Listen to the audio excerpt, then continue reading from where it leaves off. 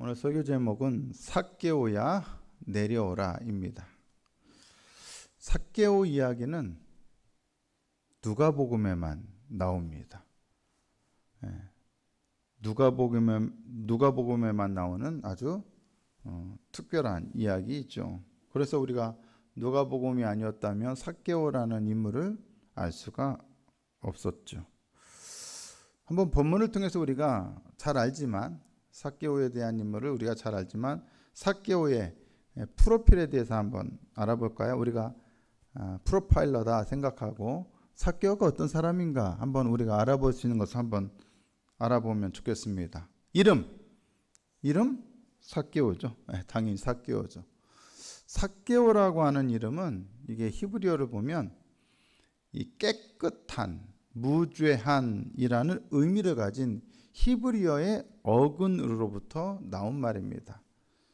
그러니까는 깨끗한 사람, 무죄한 사람, 그런 어떤 의미가 이 이름 속에 함축되어 있다는 얘기죠. 여러분, 삭개오는 깨끗한 사람입니까? 무죄한 사람입니까? 자, 이어서 직업은 무엇입니까? 직업, 세리장이죠. 세리장. 게다가 그는 부자이기도 했습니다. 자, 삭개오가 세리장이고 부자였다는 것은 사실상 무엇을 말해주냐? 그가 결코 깨끗하고 무죄한 삶을 산 사람이었을 가능성은 거의 없다라는 것을 말해줍니다. 당시의 세리는 모든 유대인들이 한마음으로 미워하고 혐오하던 대상이었습니다. 예수님의 대적들이 예수님을 비방하기 위해서 사용하던 표현 중에 하나가 뭐였습니까? 바로 세리의 친구라는 표현이었습니다. 그것은 유대인들에게는, 일반 유대인들에게는 뭐예요? 사실은 심한 욕이나 다름이 없어요. 삭개오는 부자이기도 했습니다. 삭개오가 부자인 것이 문제일까요? 아닐까요? 삭개오가 부자인 것이 적어도 누가복음에서만큼은 문제일 수밖에 없습니다. 왜 그럴까요? 누가복음은 자주 부자를 아주 부정적으로 묘사하고 있습니다. 자, 우리가 2주 전인가요? 아마 그 온세대 통합 예배 때 같이 나누었던 본문이 바로 누가복음의 어리석은 부자 이야기였습니다. 누가복음에 대표적으로 나오는 부자에 대해서 부정적으로 묘사하는 이야기 중에 하나가 바로 어리석은 부자 이야기입니다. 특히 우리는 그것 말고도 예수님께서 이렇게 하신 말씀에 주목할 필요가 있습니다. 아주 유명한 말씀이죠. 누가복음 18장 25절에 예수님께서 뭐라고 말씀하시냐? 낙타가 어디로? 바늘귀로 들어가는 것이 부자가 하나님 나라에 들어가는 것보다 쉽다라고 말씀하셨어요. 그러니까 부자가 하나님 나라에 들어갈 수 있다는 겁니까? 없다는 겁니까? 없다는 거예요. 불가능하다는 거예요. 낙타가 어떻게 바늘귀로 들어갑니까? 삭개오는 사람들이 볼 때 좋지 않은 것만 골라 가지고 있던 종합 세트였습니다. 그리고 누가복음의 기준으로 보나 당시 사람들의 기준으로 보나 하나님 나라에 들어가기 가장 어려운 사람, 하나님 나라에서 가장 멀리 떨어져 있는 사람은 당연히 바로 이 삭개오와 같은 사람입니다. 자, 계속 프로필을 이어가 볼까요? 신체 특징. 삭개오의 신체 특징 뭡니까? 키가 작다. 너무 잘 알아요. 야, 다 프로파일러 해도 되겠어요. 우리가 삭개오에 대해서 알 수 있는 또 다른 것은 그가 키가 작다라는 작은 사람이었다는 것입니다. 예수님이 지나가신다는 것을 다 알았어요. 그래서 삭개오도 지나가시는 예수님을 보고 싶어요. 근데 무리가 너무 많아요. 사람이 너무 많아요. 사람이 많은 데다가 자기가 키가 작아요. 볼 수 있어요, 없어요? 없지요. 아무리 까치발 든다 해도 보일 리가 없습니다. 키가 작아서 엄두가 나지 않습니다. 할 수 없이 어떻게 합니까? 예수님께서 지나가는 그 길을 딱 예상되는 지점에 뭐가 있어요? 저기에 돌 무화과 나무가 있어요. 그래서 그 예수님께서 지나갈 곳을 예상해서 그 돌 무화과 나무에 먼저 올라가서 기다리고 있는 거예요. 그러면 지나가시면 자기가 볼 수 있을 거라 생각하고 그 나무에 올라갔어요. 여기서 돌 무화과 나무로 번역된 이 나무는 사실상은 뭐냐? 뽕나무예요, 뽕나무.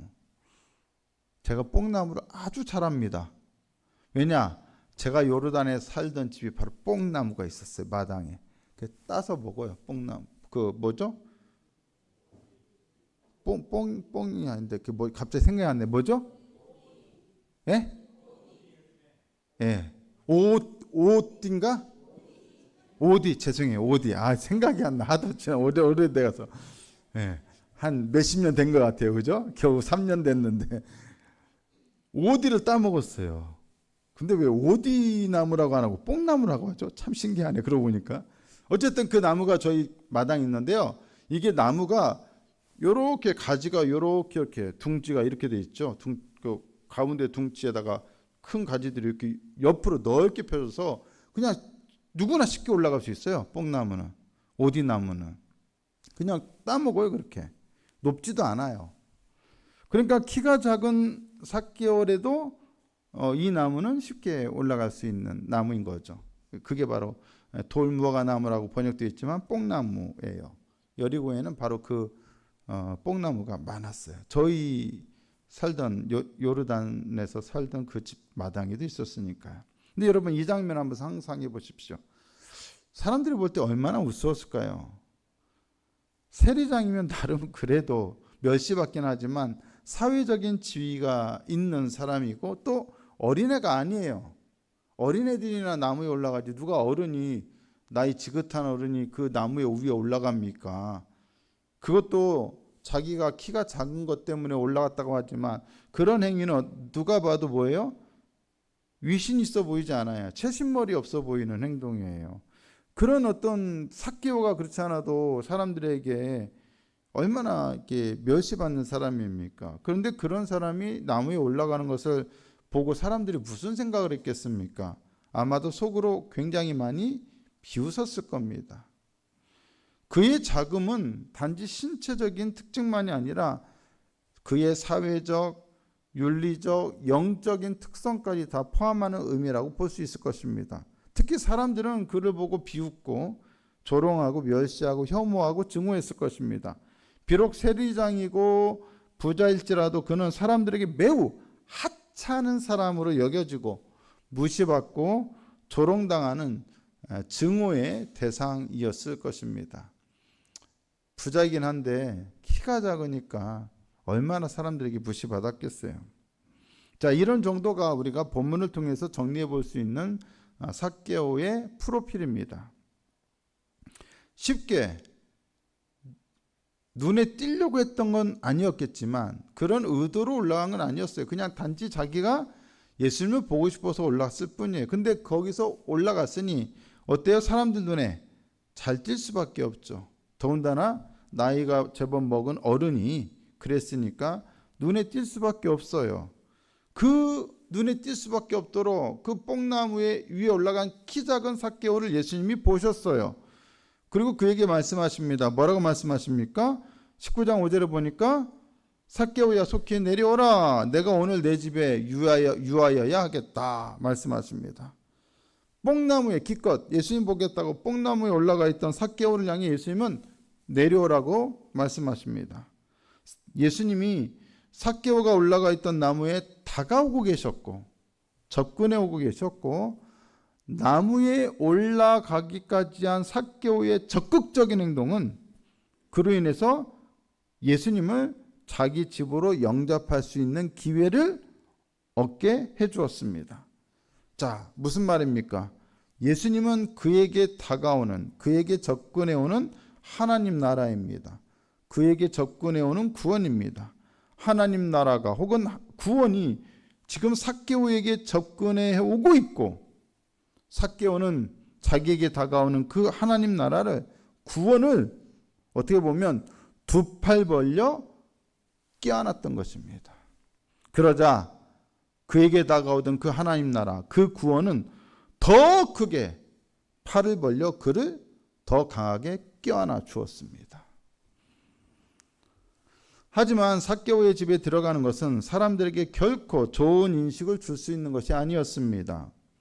불의하게 재물을 모은 사람의 집에 들어가서 대접을 받는 것은 그 사람의 범죄에 공범으로 참여하는 것이나 다름없다고 충분히 여겨질 수 있기 때문입니다.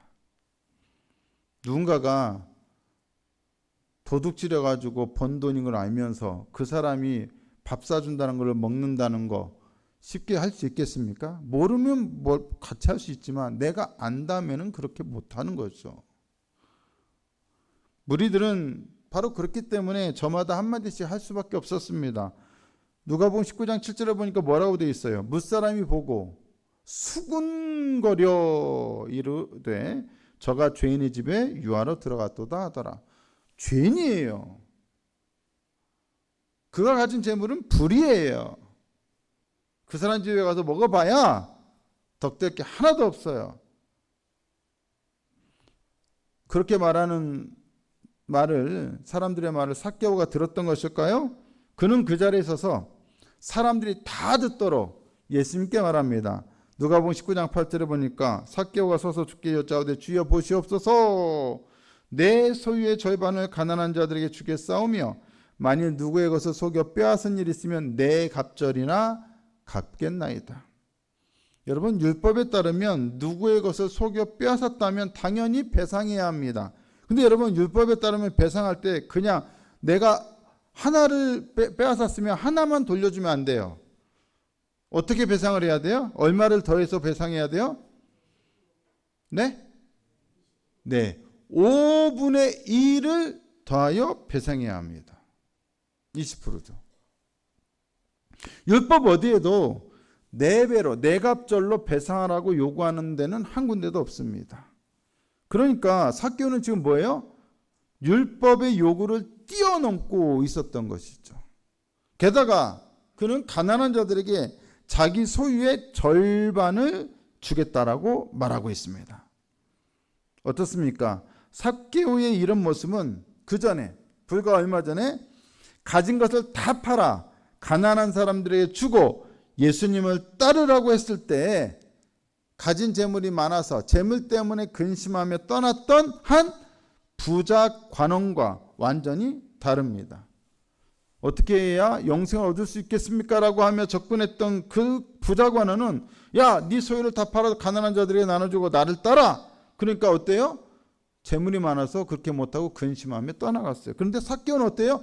자기가, 예수님께서 요구하신 것도 아닌데 자기가 스스로 재물을 다 팔아서 가난한 자들에게 절반을, 자기의 절반을 주겠다는 거예요.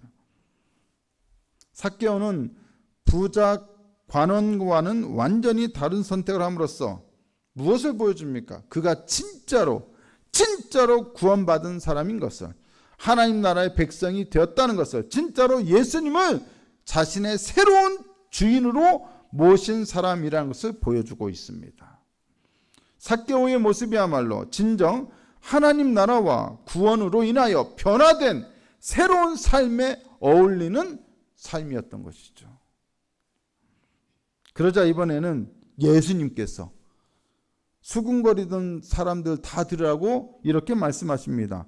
누가복음 19장 9절과 10절이죠. 예수께서 이르시되 오늘 구원이 이 집에 이르렀으니, 구원이 이르렀다는 것. 이 사람도 아브라함의 자손이미로다. 인자가 온 것은 잃어버린 자를 찾아 구원하려 함이니라.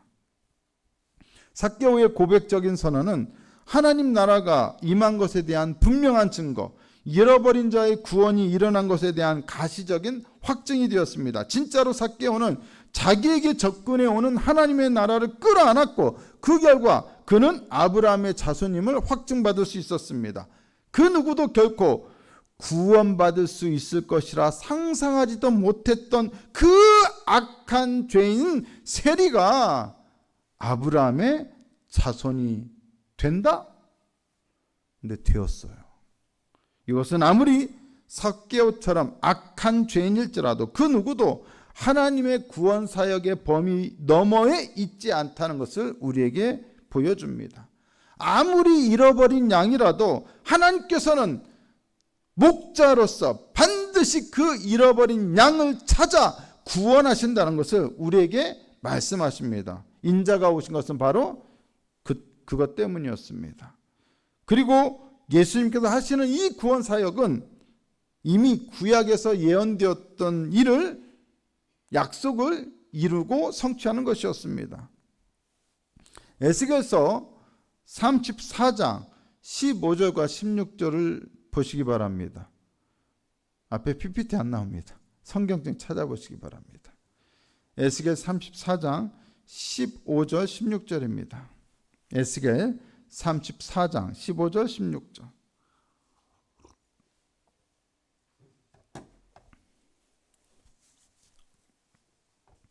찾으셨으면 아멘. 한번 다 같이 한번 읽어보실까요? 에스겔 34장 15절 16절 시작. 내가 친히 내 양의 목자가 되어 그것들을 누워있게 할지라. 주 여호와의 말씀이니라.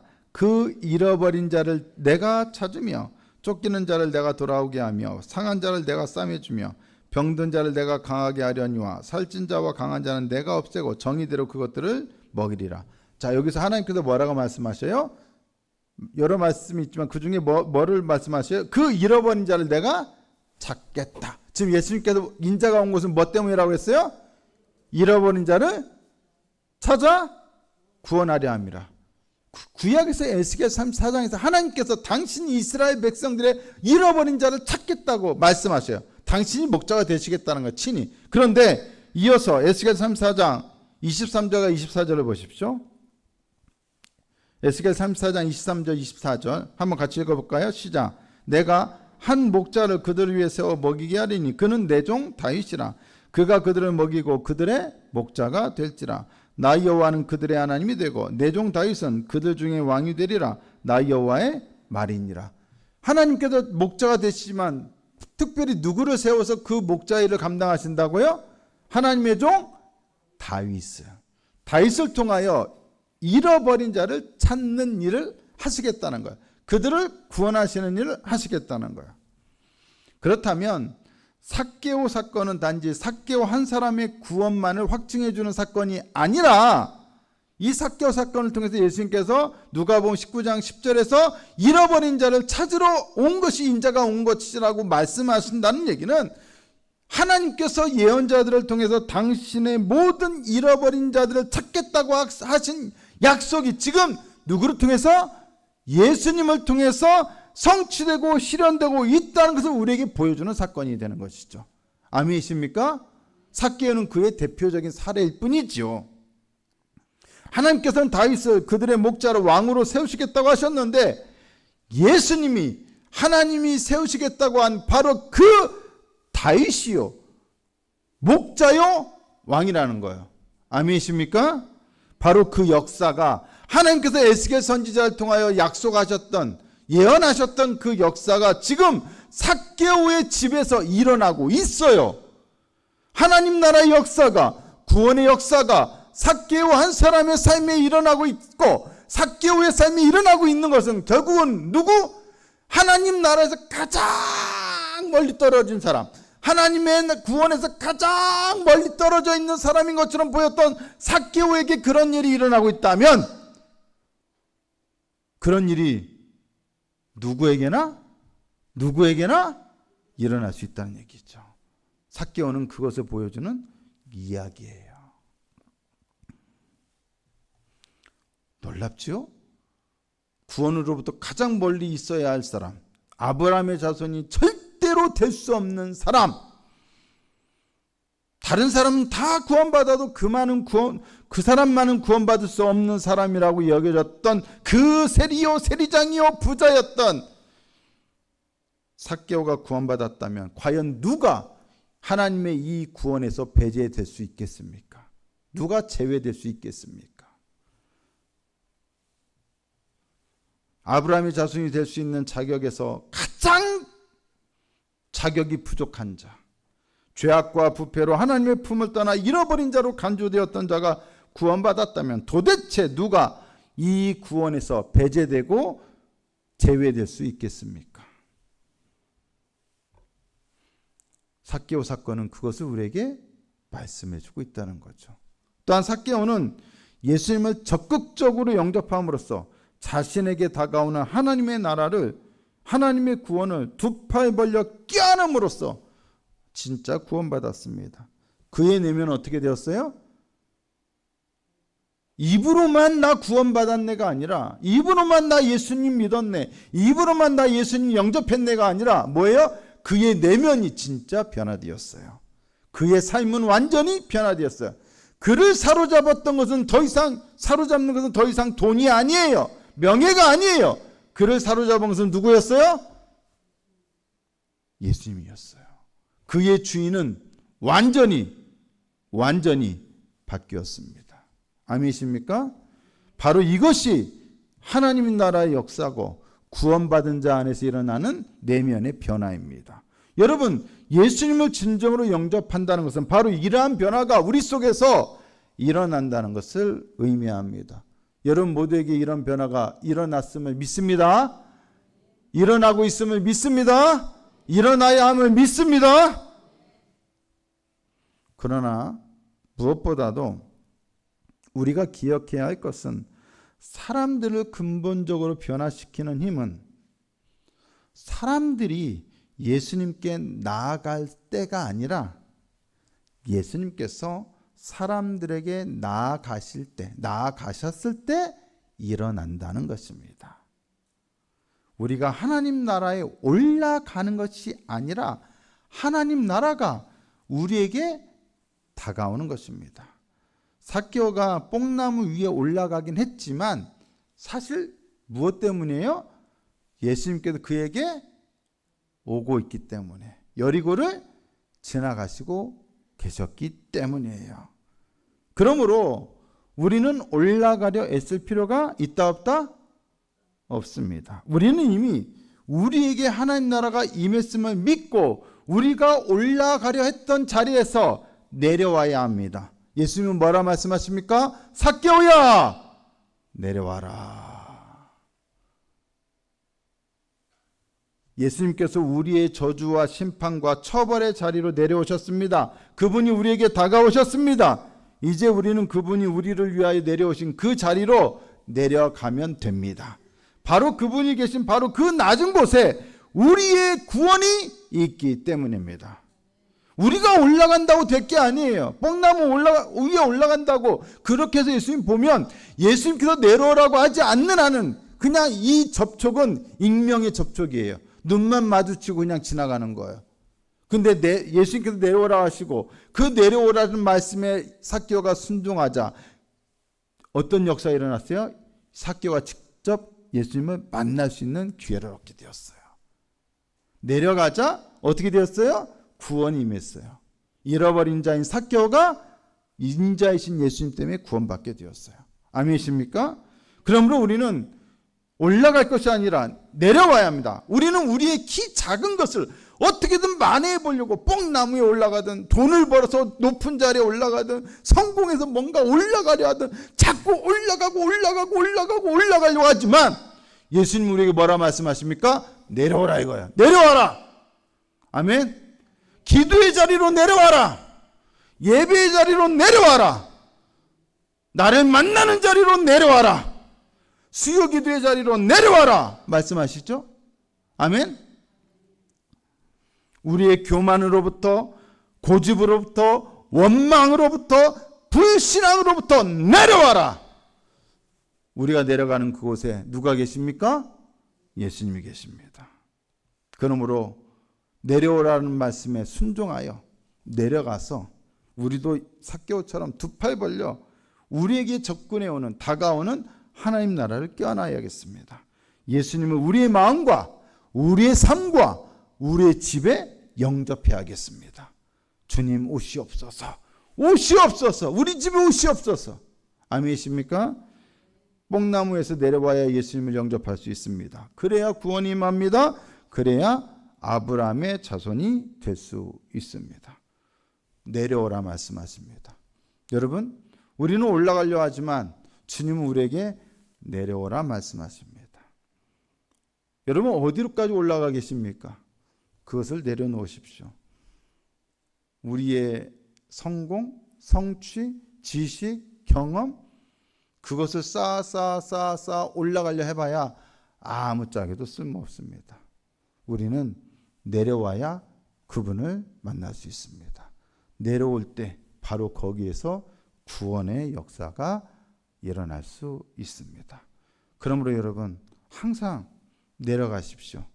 무릎 꿇을 수 있는 자리로, 예배 드릴 수 있는 자리로, 주님을 만날 수 있는 자리로 내려가는 여러분 되실 수 있기를 바랍니다.